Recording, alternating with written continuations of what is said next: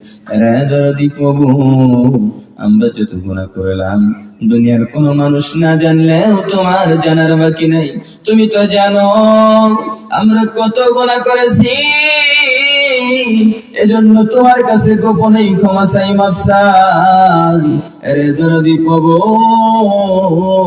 জিন্দেগির গুনার দিকে না তাকায়া তোমার রহমান আর রহিম নামের উসিলায় জিন্দেগির তামাম গুনাহ তুমি আল্লাহ মাফ করে দাও। মাবুদ গো, আমরা যারা হাত বাড়াই না, আমাদের মধ্য থেকে কার জানি মা অন্ধকার কবরে চলে গেছে। যেই মা 10 মাস 10 দিন গর্ভে ধারণ করে কষ্ট করেছে, যেদিন দুনিয়াতে আসছি মা দেহে থেকে বালতিকে বালতি রক্ত ঝরিয়েছে, এরপর আমাদেরকে কোলে পিঠে করে মা মানুষের মতো মানুষ বানাইছে। আমাদেরকে মানুষ করতে যে মা দুঃখিনী কত রাত ঘুমাতে পারে নাই। দুনিয়ার জিন্দেগিতে যখন আসছে মা আমাকে নিয়ে ঘুমাইতে গেছে, একবার পেশাব করে দিয়েছি, মা কাঁথা পাল্টাইছে। এরপর আবার যখন পেশাব করে দিয়েছি মা আবার কাঁথা পাল্টাইছে। তৃতীয়বার আবার পেশাব করে দিলে মা কাঁথা পাল্টাইছে। চতুর্থবার যখন পেশাব করেছি মা কাঁথা পাল্টাবে, এমন সময় মা তাকিয়ে দেখে আর কোনো কাঁথা নাই। এমন সময় আমাদেরকে ভিজা জায়গায় না রেখে মা দুঃখিনী বুকের সঙ্গে জড়ায় নিজে ভিজা জায়গায় ঘুমিয়েছে। আরে দরদি পাবো,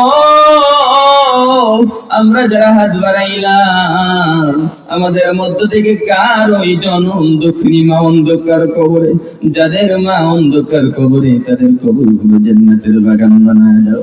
আমরা যারা হাত বাড়াইলাম আমাদের মধ্য থেকে কার জানি জনম দুঃখিনী বাবা অন্ধকার কবরে, যেই বাবা সারাদিন রোদে পড়ে বৃষ্টিতে ভিজে মাঠে কাজ করেছে, আমাদের জন্য টাকা উপার্জন করতে যে বাবা কতদিন নামাজ কাজা করে ফেলেছে।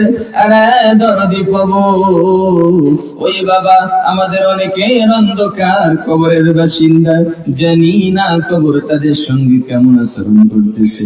কবরের মধ্যে আযাব গজবের ফেরেশতা কিয়ামত পর্যন্ত বন্ধ করে দাও, ও রহমতের ফেরেশতা কিয়ামত পর্যন্ত চালু করে দাও।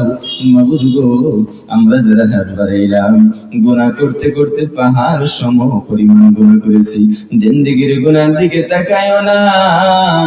ছোট বড় ইচ্ছা অইচ্ছা শয়তানের ওয়াসওয়াসায় অগণিত গুনাহ করে ফেলেছি। আরে দরদি প্রভু,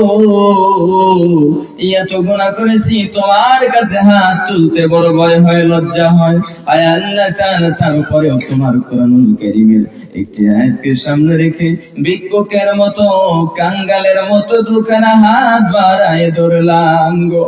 মাবুদ, জিন্দেগির গুনার দিকে না তাকায়া তোমার রহমান আর রহিম নামের উসিলায় আমাদের জিন্দেগির তামাম গুনাহ তুমি আল্লাহ মাফ করে দাও। আয় আল্লাহ তাআলা, তোমার যেই বান্দারা এই মসজিদের জন্য জান্নাতের বাগান সাজাইলো, আয় আল্লাহ তাআলা তোমার যেই বান্দাগুলি হাড় ভাঙা পরিশ্রম করে গো জান্নাতের বাগানের ব্যবস্থা করলো, প্রত্যেককে ইসলামের জন্য কবুল করে নাও।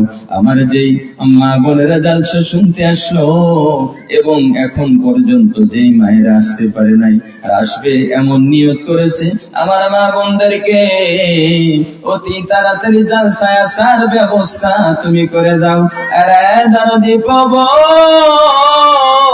তাকায়া দেখো আমি গুনাহগারের সঙ্গে পর্দার অন্তরালে আমার মা বোনেরা হাত বাড়াইল।